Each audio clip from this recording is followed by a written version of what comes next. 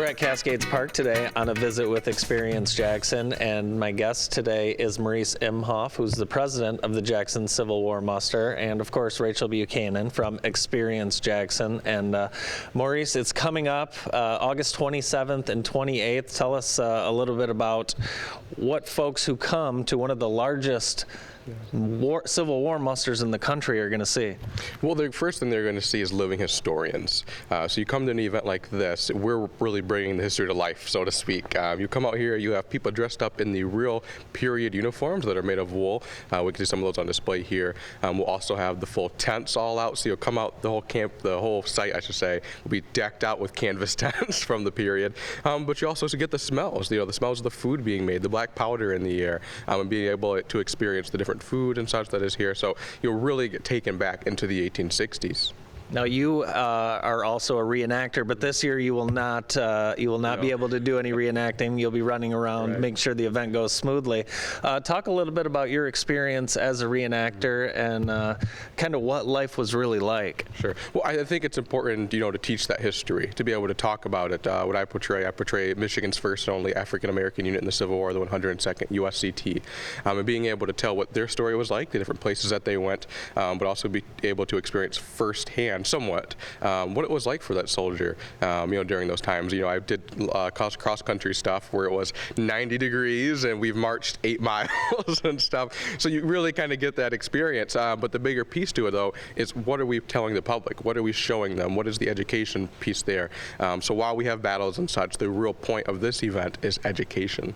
And Rachel, this is an event that, with the pandemic, it was in limbo a little bit, but it was able to be revived. And I know it's just from your standpoint, it's a great thing that this is able to continue. Yeah.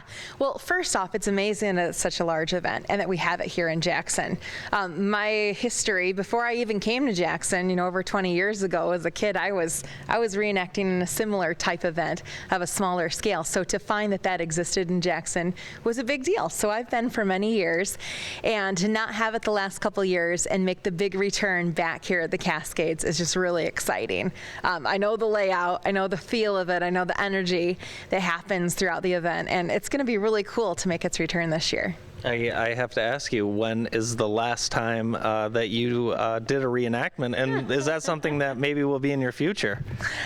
Absolutely not. That was, let's say like maybe 5th or 6th grade. I had my little homemade outfit, and I have no idea if it was up to specs, but I was pretty proud of it at the moment. So had that experience. I like being on this side experiencing it. But you know what it takes, that's for sure. Oh yeah. So what else will people get to see? It's a great event. The park is huge. There's things going on everywhere. Like you said, it's more than just the battles. It's about the education.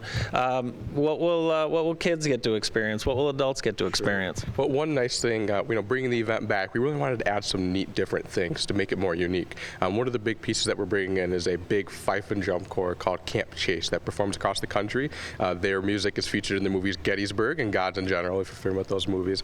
So they're going to come here, be performing here, right here on the site. We're also going to have a coffee wagon that's coming in from Virginia. So if you're a coffee drinker, come on down. It's not as good as Jackson Coffee and at your coffee company and such, but it's really good, but it's 1860, so give it some room.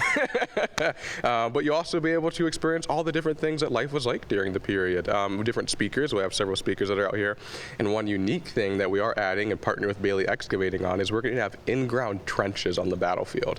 So you also get to see what 1864 trench life was like during that period. That's awesome, and thanks to Bailey Excavating, of course, a great community partner. Now, for people visiting Jackson for the weekend, obviously when they get here, they don't really have to worry about parking.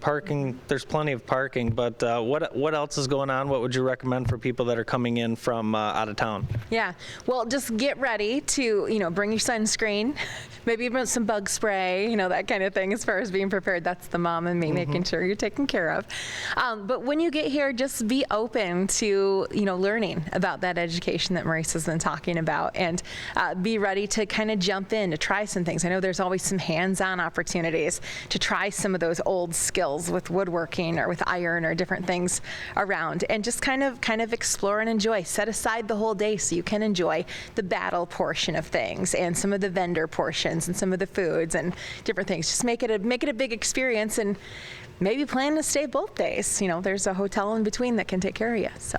The sounds is one thing you mentioned, and I live near here, so I know what to expect if I'm not on site. You do hear a lot of gunfire, and it's amazing the sounds and the feel of it. Mm-hmm. That is definitely one of the bigger pieces to it, and if you live by the area and you didn't know the event was going on, you will definitely find out at 2 o'clock when the cannons start going off and the whole world seems to be rattling at one time. But that's that thing, it's taking you back to the period. What was that like for that soldier being out on that field? But that's what we want. We want to be able to show that full experience and show the public, you know, what tactics did they use? You know, how did they maneuver? You know, we see them fight in lines. Why did they fight in lines? What was the reason behind that? So we have an amazing speaker, Dave Downing, who will be announcing. He's announced for years, who will kind of narrate some of that and what's going on. That's great. Now, do you have any advice for people on where to sit to watch the battles? Is there a particular spot that maybe you'd recommend?